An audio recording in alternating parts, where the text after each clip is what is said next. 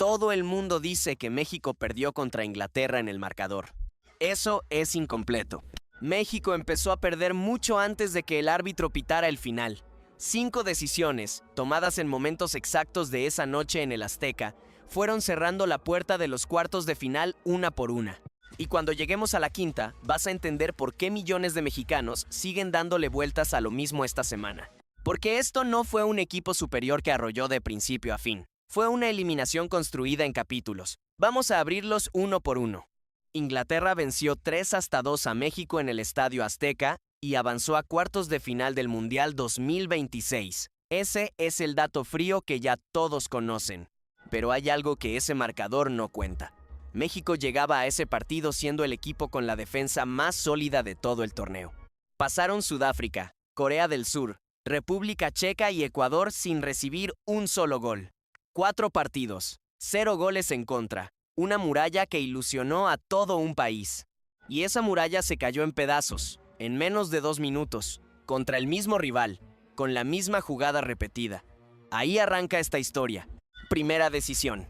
Y aquí viene el error que casi nadie ha explicado bien. Cuando uno revisa la repetición con calma, entiende que el problema no fue un despiste aislado. Fue una decisión estructural sobre cómo pararle el juego aéreo a un rival con jugadores acostumbrados a definir así en las ligas más exigentes del mundo. Jude Bellingham ganó la espalda de la defensa y remató de cabeza para abrir el marcador. Un centro preciso, un salto limpio, gol. Hasta ahí podía explicarse como una jugada puntual. El problema es lo que pasó después. Inglaterra repitió exactamente la misma fórmula un par de minutos más tarde. Otro centro casi idéntico. Otro salto de Bellingham, otro cabezazo, otro gol, 2-0, con la misma jugada calcada 2 veces, frente a 75,000 personas que apenas se habían sentado tras el retraso por la tormenta. ¿En qué estaban pensando en ese banquillo cuando vieron la jugada repetirse casi de manera idéntica? ¿Por qué la defensa más sólida del Mundial no ajustó nada entre el primer gol y el segundo? ¿Fue marca individual? ¿Línea demasiado alta? ¿O simplemente shock por un golpe que llegó demasiado rápido? Esa pregunta se quedó rondando toda la noche, porque esos 120 segundos terminaron pesando en cada decisión que vino después. Todo lo que México intentó reconstruir, lo intentó desde la urgencia de ir abajo en el marcador, no desde su propio plan de juego. Pero eso todavía no era lo peor. Y si te gustan los análisis donde no vendemos humo y hablamos del fútbol como realmente pasó, suscríbete, porque todavía queda muchísimo mundial por analizar juntos. Segunda decisión. Y aquí aparece un detalle que cambia completamente la lectura del primer tiempo. Contra lo que uno esperaría después de ir 0-2 en minutos, México no se desmoronó. Ese gol era una puerta abierta en medio de la tormenta. Y aquí llega la segunda decisión, la que se cocina lejos de las cámaras, en un vestuario donde solo los jugadores y el cuerpo técnico saben qué se dijo. ¿Cómo gestionar emocionalmente un marcador adverso que todavía tenía remedio? No es lo mismo entrar al descanso goleado sin respuesta que entrar con un gol reciente, sintiendo que el rival tiembla. México tenía una grieta de luz clarísima. La pregunta que hoy se hacen los analistas es si ese vestuario entró al segundo tiempo con la lectura correcta, con la calma para administrar ese impulso, o si el golpe emocional de los 2 primeros goles siguió pesando más de lo que se admitió después. ¿Cómo se transforma un golpe de 2 goles rápidos en plataforma para remontar, en lugar de losa que te persigue el resto del partido? Esa gestión invisible, que no aparece en ninguna estadística, terminó siendo tan determinante como cualquier gol. Lo peor todavía estaba por llegar. Este detalle casi nadie lo está mencionando. El partido arrancó con 1 hora de retraso por una tormenta eléctrica que castigó las inmediaciones del Estadio Ciudad de México. 75,000 personas esperando bajo la lluvia, con la ansiedad acumulándose antes de que rodara el balón. No es una decisión futbolística, pero sí es el telón de fondo sobre el que se tomaron las 5 decisiones de esta historia. Tercera decisión, y para muchos, la más dolorosa de toda la noche. Porque apenas arrancó el segundo tiempo, ocurrió algo que debió cambiarlo todo. Yarel Cuanza fue expulsado a los 8 minutos del complemento por una entrada fuerte sobre Jesús Gallardo. Tarjeta roja directa. Inglaterra se quedaba con 10 hombres durante más de media hora de partido.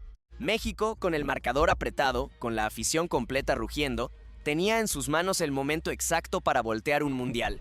Y aquí viene el dato que más va a doler en todo este análisis. El conjunto de Javier Aguirre no logró revertir el resultado pese a jugar más de 40 minutos con un rival en inferioridad numérica. 40 minutos, casi la mitad de un partido de mundial, con un hombre de más, sin poder inclinar la balanza a favor de manera definitiva. No hablamos de 5 minutos de desesperación final. Hablamos de un tramo larguísimo, con tiempo de sobra para ajustar, para asfixiar a un rival diezmado. ¿Qué habría pasado si esos 40 minutos se hubieran jugado con otra claridad en los metros finales? ¿Cuántas selecciones en la historia reciente han tenido esa misma ventaja y sí supieron aprovecharla hasta las últimas consecuencias? Esa comparación duele, porque el fútbol moderno ha demostrado que la superioridad numérica prolongada suele ser sentencia para el rival. Esa es la tercera decisión. ¿Qué hacer cuando el partido te regala una ventaja que rara vez se repite en un mundial? Y la respuesta esa noche no fue suficiente. Pero el verdadero golpe todavía estaba por llegar. Cuarta decisión, porque tener un hombre de más no sirve de nada si el rival sigue encontrando espacios para lastimarte cuando menos lo esperas. Con Inglaterra en 10, con México presionando, apareció el primer castigo desde los 11 pasos. Harry Kane convirtió de penal a los 15 minutos del segundo tiempo para el 3-1. Un delantero inglés anotando, con su selección en inferioridad numérica, dentro del Azteca, rodeado de 75,000 personas gritando en contra. Así de extraño y así de duro fue ese tramo. La cuarta decisión tiene que ver con la gestión defensiva dentro del área en ese instante tan específico. Justo cuando México necesitaba controlar el ritmo y administrar con paciencia su ventaja numérica, llegó una falta dentro del área que le devolvió el aire a un rival que parecía tocado. ¿Cómo se concede un penal en ese momento exacto, con el rival ya debilitado? ¿Fue ansiedad? ¿Fue un cálculo equivocado? ¿Fue mala fortuna en un cruce de piernas? La respuesta no es oficial. Pero la consecuencia sí es clara. El marcador volvió a alejarse justo cuando parecía acercarse. Y aquí, cuando todo parecía perdido, apareció algo que dejó helado al Azteca, aunque al final no alcanzara. Raúl Jiménez descontó de penal a los 23 minutos del segundo tiempo para dejar el marcador 3-2. Un grito que sacudió el estadio entero. El Tri seguía vivo, con 10 minutos por delante, con un hombre de más todavía en la cancha, con la gente gritando cada balón dividido como si fuera el último de su vida futbolística. La historia, en ese momento, todavía se podía escribir distinto, pero no alcanzó. Y ahí aparece la quinta decisión, la que probablemente va a dividir a la afición mexicana durante mucho más tiempo del que cualquiera imagina. Quinta decisión, y esta no es un instante puntual que se pueda señalar con el dedo en una sola repetición. Es la suma de todo lo que se intentó, y sobre todo, de todo lo que no se llegó a intentar, en esos últimos minutos con un hombre de más y el marcador todavía al alcance.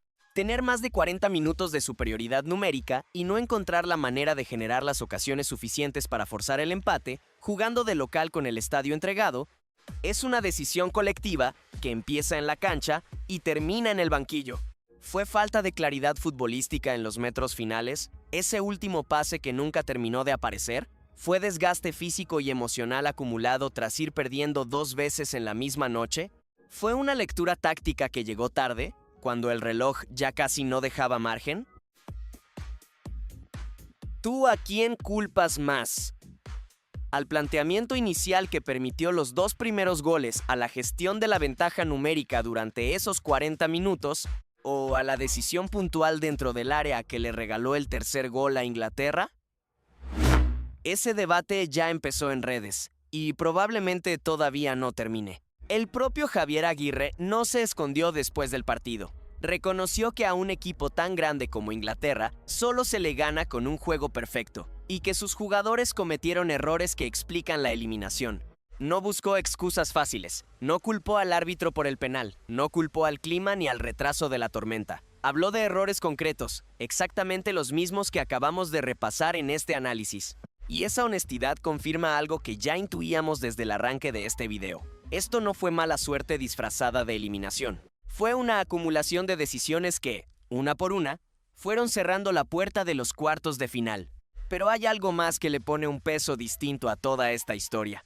Con esta derrota, la selección de Javier Aguirre no logró superar la barrera de octavos de final, instancia en la que había quedado eliminada en 7 ediciones consecutivas desde hace más de 3 décadas.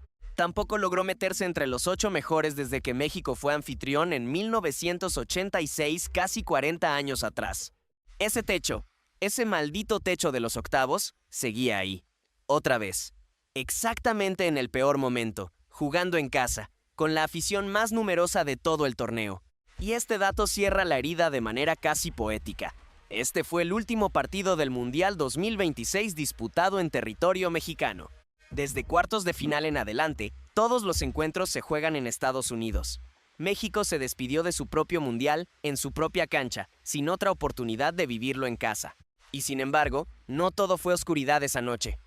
Gilberto Mora, de apenas 17 años, se convirtió en una de las grandes revelaciones de todo el Mundial 2026, ganándose partido tras partido un lugar entre los futbolistas más comentados del torneo.